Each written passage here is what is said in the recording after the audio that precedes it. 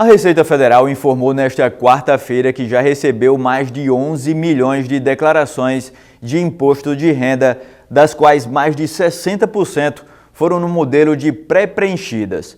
Os dados são até o dia 13 de abril e, segundo a Receita, mostram um recorde de velocidade de entrega em relação aos anos anteriores.